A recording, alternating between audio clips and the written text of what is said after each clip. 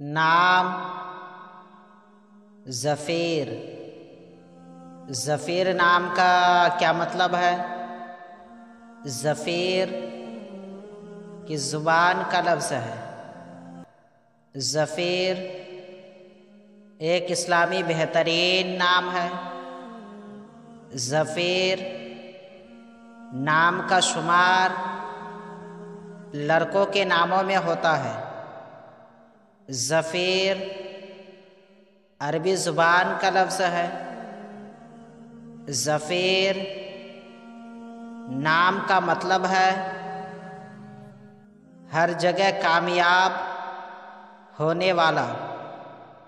अंग्रेज़ी अल्फाज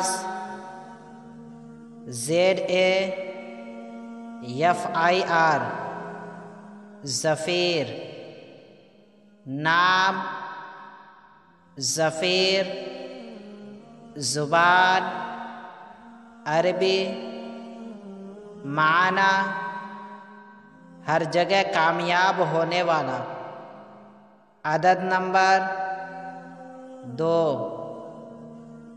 अगर आपका नाम ज़फ़ीर है तो कमेंट्स में अपना पूरा नाम लिखें ताकि आपके लिए अलग से वीडियो बना सकें।